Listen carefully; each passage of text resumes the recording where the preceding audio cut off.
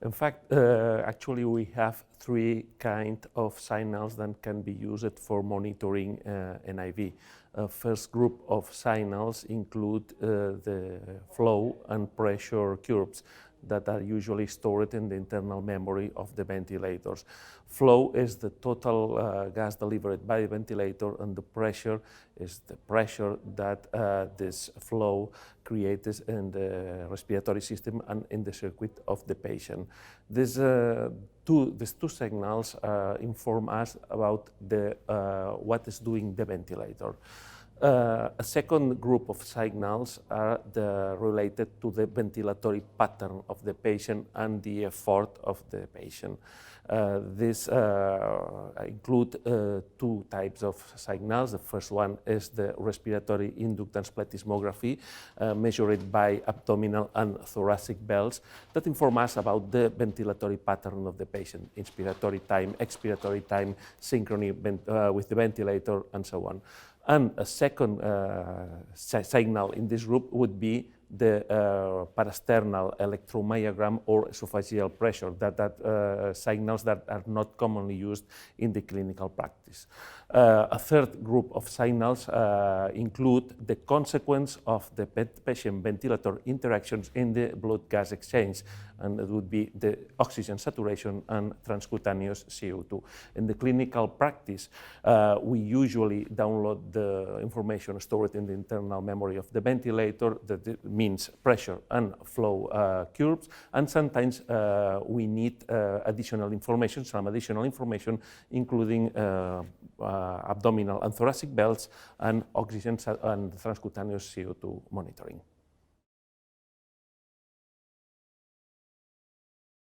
Yes, there is a well-known flow chart. First of all, we have to assess the compliance of the patient with the ventilator.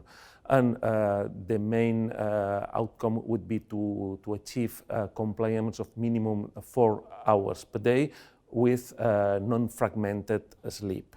The second step would be the assessment of non-intentional leakage. The third step would be the assessment of periodic flow reductions suggesting upper airway obstruction. And finally, the fourth step would be the patient ventilatory asynchrony. The main recommendation is to proceed in strictly order.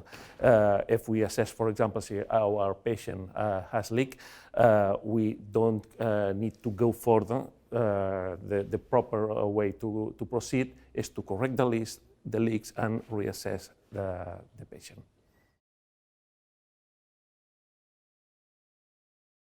Yes, if we have, for example, a patient with obesity hypoventilation syndrome, it's highly likely that this patient could have upper airway obstruction.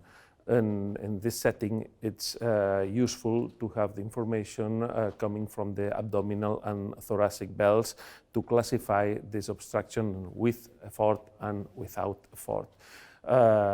For example, if we have a neuromuscular patient, it would be necessary to use transcutaneous CO2 instead of SpO2 monitoring, because neuromuscular patients can have a normal SpO2 and a poor control of nocturnal hypoventilation. No, there are certain situations in which it's not enough to check the SpO2. The first one would be the patient, for example, a COPD patient using oxygen coupled to the ventilator. In this setting, a good SpO2 during overnight could not rule out a poor control of nocturnal hypoventilation. As I told before, the second situation would be a neuromuscular patient. Typically, neuromuscular patient has a normal alveolo-arterial gradient, and a good SpO2 control overnight could not be related to a good hypoventilation control. In this case, we need, in both cases, the assessment of continuous monitoring by transcutaneous CO2 measurement.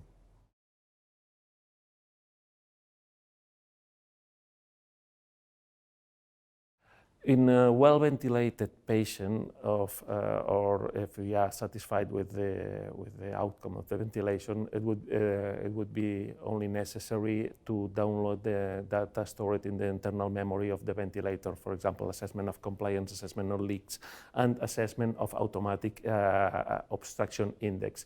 In case our patient is not well ventilated, for example, if the compliance is poor, if there are leaks, or the patient feels uncomfortable with the ventilator, or the arterial blood gases are not corrected, it's important to proceed in strictly order with the 4 steps I explained before. That is assessment of compliance, assessment of leaks, assessment of obstruction, and assessment of patient ventilator asynchrony. It depends of the control of hypoventilation.